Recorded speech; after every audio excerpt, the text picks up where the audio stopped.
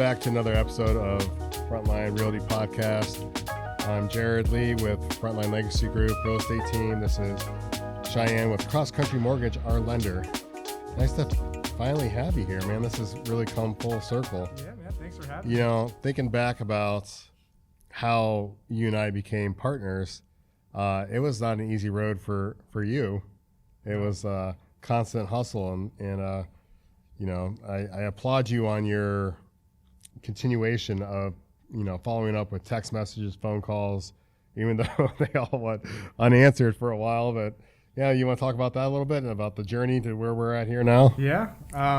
Well, thanks for having me. And you know, like you said, I'm Shyan with CrossCountry Mortgage, and yeah, our partnership was, you know, obviously we were introduced by a good friend of mine and friend of yours, and you know, you can name drop him. That's fine. Danny, he introduced us, and Danny of the Genesis Group. Give him the plug. Yeah, so Genesis Group. And you know, I started reaching out to you, and obviously I wouldn't say well received, but there was no received because, you know, obviously you did not answer at first. And you know, I'm the type of person where, you know, if I feel that there is a group that I want to work with or partner with, I'm very much so a pest, is the best way I can explain it. So through trials and tribulations. Definitely hustle. And, you know, and honestly, there's nobody else we'd rather work with now that we finally got to know you, and, you know, you're part of our family. And I don't think any other lender would be able to handle our team dynamic as well as you. Yeah. Because the way, like you know, we're talking with Kate and stuff, you're in our team group chat. Yeah. And it's not a typical, like, hey, did you send this, or did you, you know, or what do you know? It's a firehouse group chat is the best way to put it. Yeah. So I know you were kind of, you know, every holiday there's a new AI image of you that populates that says, you know, Happy Thanksgiving, Merry Christmas. I think the last one was you jumping out of the cake for Caleb's birthday and stuff. But it's a lot of fun, and we're glad that you can take a joke just like the rest of us. Oh yeah. But how would you say interacting with our team is different than a normal traditional team? Yeah, I mean, what's really cool about your team, and it's funny, Kate touched on this earlier, but you know, you guys are very much a brotherhood, and to me, in this business, you know, everything is so professional and as it should be, but you guys carry your professionalism with more of, like, at least in my world, like a sports team vibe, right? When you're in a locker room with your friends and your brothers, and you go to practice every day, and which in our world is prospecting, and you know, when it's game time, and you know, obviously you have a deal together, and just that collaboration. To me, it's fun. It keeps it lighthearted. You know, what we do, you know, on a day-to-day basis is not always fun.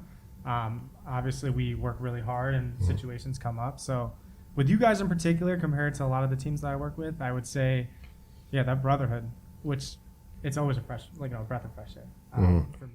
We definitely try and do things different, like we've talked about before and stuff, and just like with, you know, obviously, Dane's the only one with experience with podcasts, but we knew that we wanted to start doing this in 2026, so we saw the value, so we kind of brainstormed to figure out what we could do, or what we didn't want to call it. Obviously, we don't the same name as our real estate team, because we wanted to have other realtors who are first responders come on and just not feel like we're branded just as our team. So we came up with Frontline Realty Podcast. Dane did the sign there. We came up with the slogan from Firehouse to Open House, and it's just kind of just morphed into now we can have you on here all the time, and you're going to be one of my favorite guests, I have a feeling, just because you're always happy and stuff. But one question or one post I'm sure you see all the time that we see is the market's going to crash. The market's going to crash in 2026. Yeah. What does your crystal ball say? Well, you know, a smart man once told me, if there are people smarter than you, then you got to listen to them. That smart man was myself. So that's why I'm listening. That's why I'm like all ears and stuff. I do a ton of research, and fortunate enough for the company that I work with, they do bring in a ton of people who, you know, are much smarter than me, who, you know, obviously do this for a living, and they're economic forecasters. And, you know, based on everything that I've heard in this past year, you know, it's this common misconception of the market's going to crash, right? But I think that's just a lack of education on the matter and on the topic. To me, it's meant to create a little bit of hysteria. I'm still waiting for it to happen. And yeah, I mean, they've been saying that since COVID, you know, and what happened during COVID? The most houses have been sold. The rates were the lowest. That was Everyone a fun time. Buying and buying, right? Like, and here we are, today's market, and people are like, oh, well, rates are too high. And, you know, it's this common and constant, like, you keep hearing this hysteria. Like every year we hear this hysteria. But what the economic forecasters have told us is that by the end of quarter 4 of 2026, we should see rates head into the mid 5s.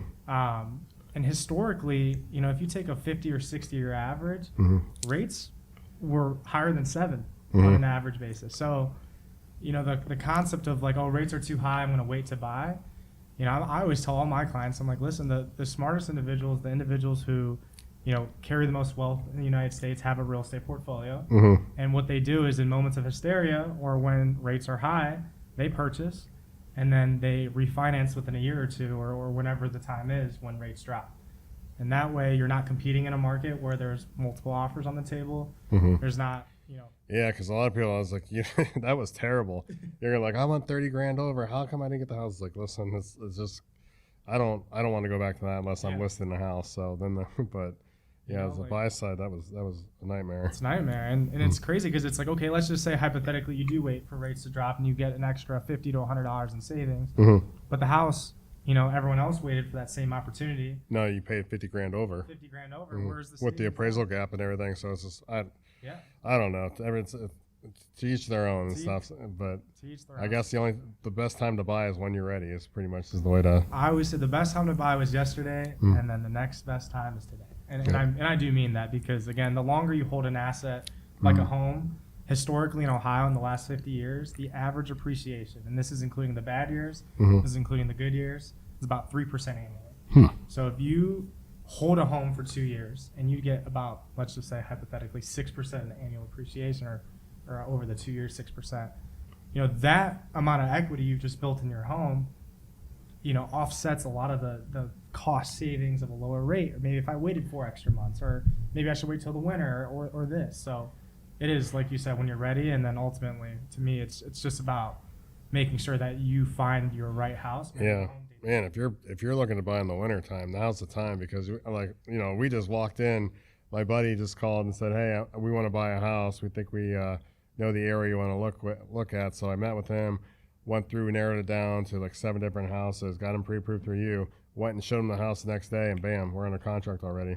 Just swung for the fence with an offer, and they took it, so it was perfect. Right? And in Ohio, at least, we're a seasonal state, so that's what I told him. And if this was springtime, this would have went for a lot more. We wouldn't have got that house, but luckily. And he got his closing costs covered too. Yeah, so got everything. Out of pocket, barely anything. So. And segue into this next spot, he's also a first responder, and you're able to get him a first responder benefit, which is offered through you guys. So I wanted you to talk a little bit about that. Yeah. So with CrossCountry Mortgage, we offer a exclusive benefit to first responders called a line of duty death benefit.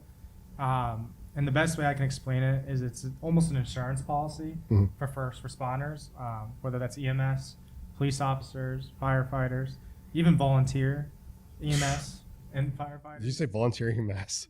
I don't know if is that a thing? Volunteer EMS? Okay. All right, well, there we go. Someone who retired and then came back into volunteer, they're not getting necessarily paid for it. That's a different way to put it, I guess. I was thinking, when you said volunteer EMS and fire, I was thinking, all right, well, continue, yeah. 2 peas in a pie. Yeah. But yeah, so they basically have this insurance policy placed on their home, and if anything were to happen in the line of duty, God forbid, they would get their loan fully forgiven up to $525,000. And I think that's one of the coolest things that we offer. That has been the biggest, praise from all our clients that are first responders that we've worked with, whether they're on the buy side or sell side. That is the biggest peace of mind for us because when I'm gone, not to be slang cliche and stuff, but we don't know if we're going back home depending on what night or shift we're going to have. Right. So just to have that extra peace of mind for my family that, hey, if something were to happen, they're going to be fine. That's huge. And it's getting back to, first responders, people that risk everything. So, we appreciate you guys doing that because that was just something that we were talking. You're like, hey, I think we're going to start doing this. And we were like, well, we need to advertise that because people we had a coworker that refinanced with you because of that. He wasn't even looking for a house, but he refinanced just so he could have the benefit for his fiance, which is huge. Yeah. First responders, you don't even have to buy a home, right? Like you mentioned, obviously the market's trending downwards, rates are dropping. So even if we were to refinance and give a new loan out with the new rate, we can add this benefit in there. And again, like you said, it's peace of mind. Yeah, it just makes you wonder why nobody else is offering it too. Well, and I'll tell you why. I mean, it's because they hate first responders. No, it's not even. I don't even think. You don't think that's it? No, I think it's the company that we work for. So the company I work for, CrossCountry, like our CEO really is one of the few companies left that he is the full owner and he actually drives the ship. Most companies that go public, you lose your power to shareholders, right? Like you no longer have the same power to actually execute on things that, at a wide level, like specific niche products, right? And someone in our company, their father was a NYPD police officer, to my understanding, and he was worried about this same concept. So he actually brought it to his attention and he made it happen. So again, this policy was not something that, it's a traditional. Yeah, I'm telling you, it's something we all think about, whether we're PD or FD or volunteer EMS. I'm sure they're worried about it too. Yeah, you just never know. I think correction officers, I think, was underneath that too, wasn't it? I don't think correction officers were actually a part of it. I think campus police were a part of it. Campus police. Well, in today's world, who knows? Yeah, so, I guess that's just as dangerous, if not more. So. But yeah, so I mean, obviously, when we originally talked, that was one of my selling points. But I don't even see it as a selling point. I see it as just another benefit. Right? Yeah, and I'm so happy that we were able to partner with and just offer that, because the more things we can offer our other first responders, it's just like, every week we come up with a new thing. Okay, how can we give back? What can we give back? But that's always been the golden ticket, the Willy Wonka ticket, that everybody just loves, because it's the biggest thing, the biggest tragedy that can snowball into something else. So, right. And we're for, and you said also it could actually, it's 525, but it also could cover, if you have multiple properties, up to 525. Correct. So that's another aspect also. That's huge. Multiple properties. So yeah, if you had a primary home and a guest home or like a vacation home, as long as the values are underneath 525 loan balance, it would cover both of those, which is unique. So what are you seeing as far as, like, I know everybody's always concerned that FHA loans aren't getting accepted. What are you seeing that right now? Because the last couple I've had were FHA, and it hasn't been an issue. Again, my biggest thing is education, right? Like there's this hysteria that gets put out, like one bad experience translates across multiple circles, and then now it's becoming a thing of FHA is bad, which to me, I think FHA is arguably one of the most friendly products that we offer, right? Like any company would offer it. Obviously it gives you the most capability to get seller concessions in there. It's government insured, which allows for clients who may not have the best credit or maybe have a higher debt to income ratio with car loans and all the other things that they have. So, and to your question, do I see anything happen? No. I mean, obviously there are the homes that don't meet the standards of FHA, but if they don't meet the standards of FHA, like a lot of times they don't meet the standards of conventional. There's a small obviously gap that's not the case, but it's primarily meant FHA standards, or they say in the appraisal, it's just health and safety. And I think any individual who's buying a home or any seller would do the same for their buyers, right? Like you want to make sure the home isn't habitable and not falling apart and safe for the individual to move in. So. That's good. So you're so happy. It's like, and a segue to how happy Shyan is. I'm going to say this. He works with a lot of people, and he always answers every time I call, usually a first or second ring. Yeah. But if he's in a meeting, he'll text me before my phone's even done ringing saying, I'll call you right back. And he always does. And he's always perky Shyan, like super happy. Never has any negative news, never having a bad day. Yeah. Even when your car got broken into Cleveland, when I was talking to you, you were still laughing like this. And I was just...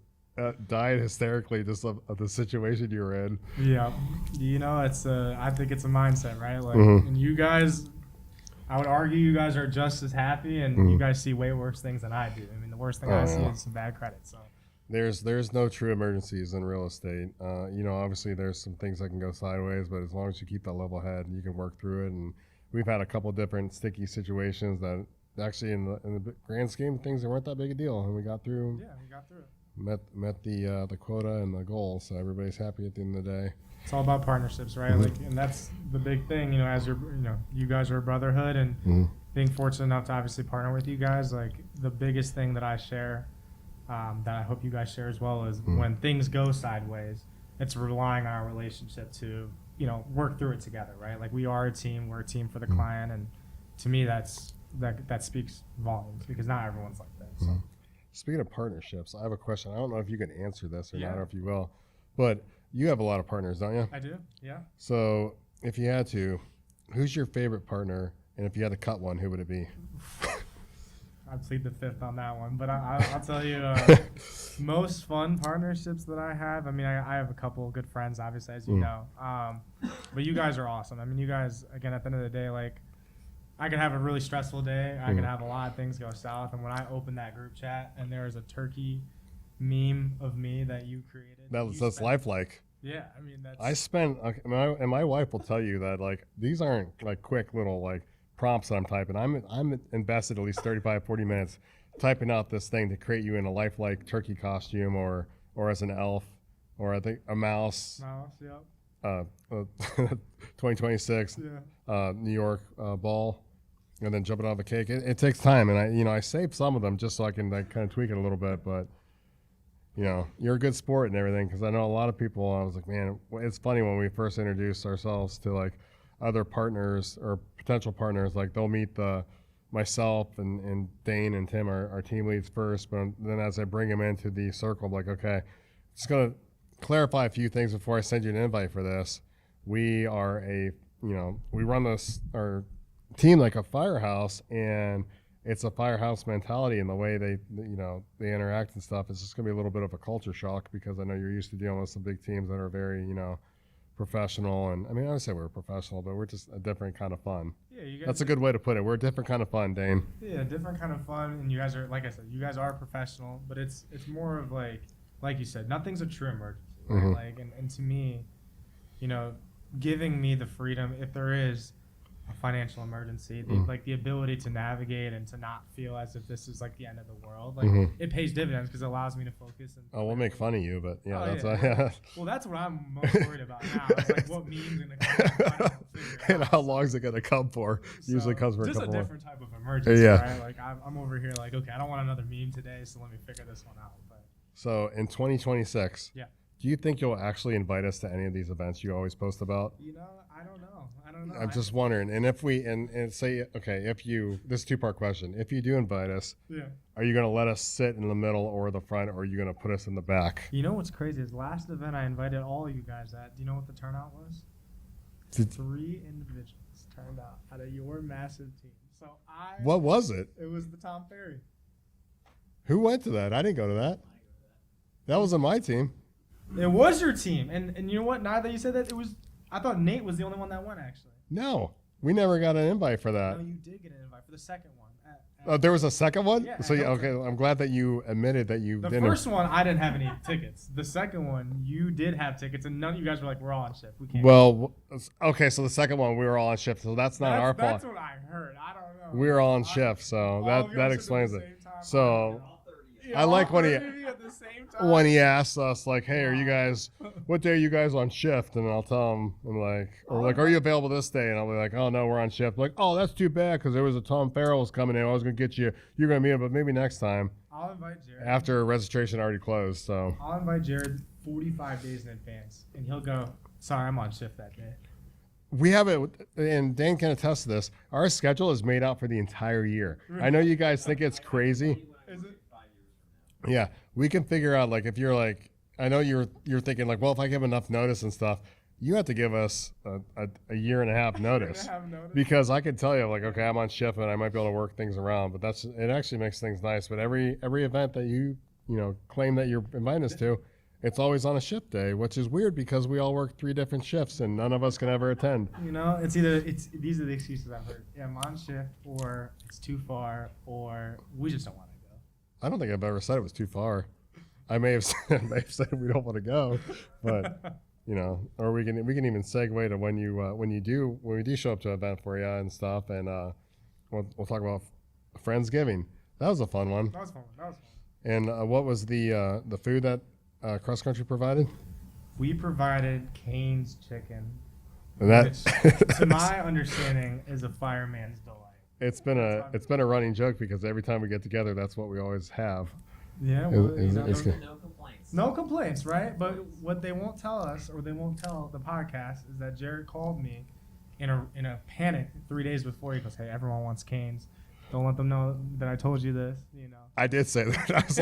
I was like, all right, listen, don't tell the guys that I okayed this. But when we were trying to figure out, because there was going to be kids there too, like they're not going to eat turkey and stuff. And then my wife's like, just get Cane's. I'm like, I'm not getting Cane's again because Cheyenne's going to love that, ordering that, because I give him such a hard time. But no, it was a fun event, man. But I appreciate you coming on and just, spend some time with us. I know we want to do this quite frequently throughout the year. Just as different things happen. Obviously, we're going to spring and summer. We'll have different topics and stuff. But you're always welcome on here, man.